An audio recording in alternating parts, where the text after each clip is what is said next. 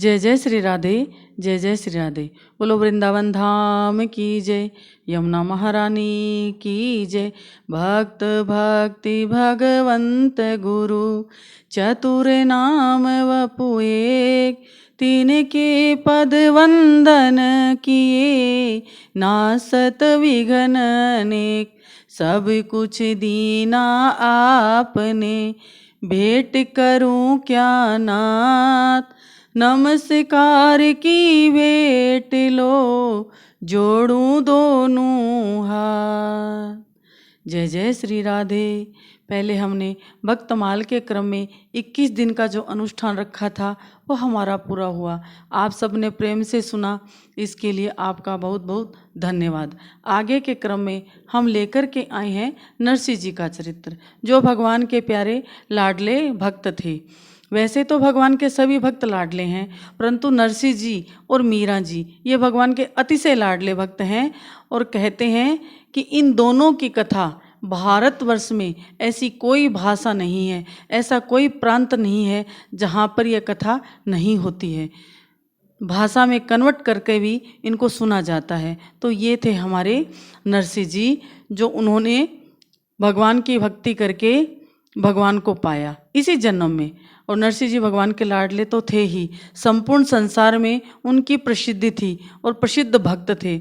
उन्होंने अपनी भक्ति से गुजरात प्रांत को पावन किया। उस समय गुजरात के निवासी महास्मार्ट थे, यानी भक्तिभाव बिल्कुल भी नहीं करते थे और ना जानते थे। और छाप तिलक कंठीधारी को देख करके, वैष्णव को देख करके उनकी बड़ी निंदा करते थे।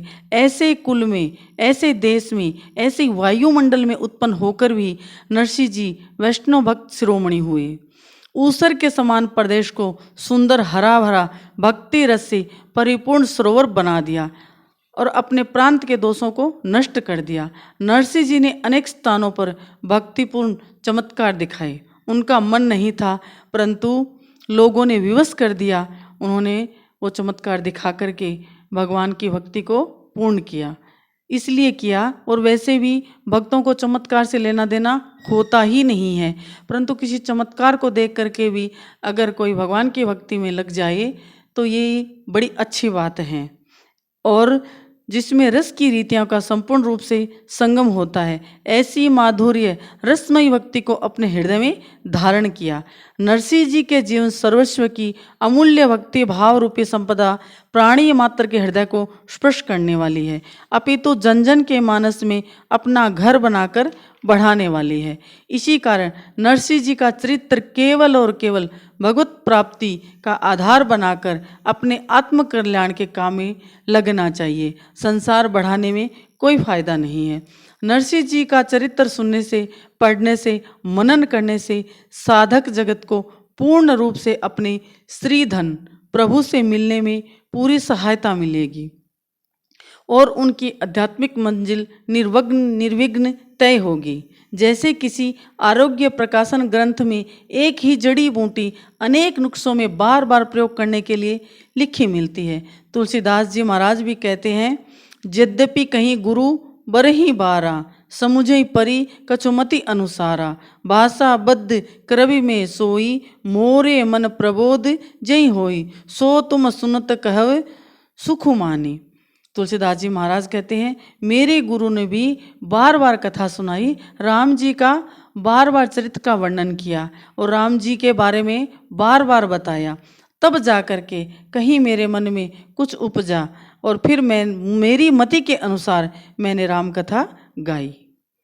क्योंकि अब तक यह मन बार बार जन्म जन्म से वासना ही वासना की उपासना करता आया है। इसी कारण चिंतन के द्वारा विकारों का आहार करना तथा विकारों का ही शिकार होना इसका स्वभाव बन गया है।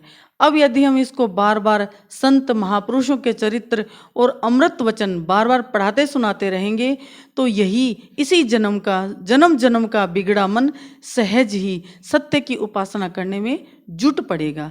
यह सिद्धांत है कि जो बात बार बार पढ़ी सुनी कही देखी और सबसे बड़ी बात विचारी जाती है वह मन में घर करके बैठ जाती है और हमारा मन उसी के अनुसार क्रिया करने में लग जाता है, अर्थात मन वैसा ही बन जाता है। इसीलिए संतों का चरित्र सुना जाता है ताकि मनुष्य जन्म पाकर हम भी भक्ति कर सकें और भगवान को प्राप्त कर सकें।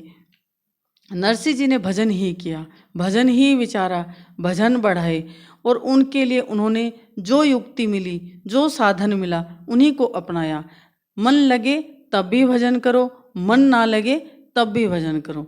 भजन में मन लगाना नरसिंह जी ने सबसे पहला काम बनाया। संत सेवा करी और सर्वस्व भगवान के चरणों में निवेदित किया। और सबसे बड़ी बात जो नरसिंह जी का गुण था वो ये था, तेरी रजा मेरा जी।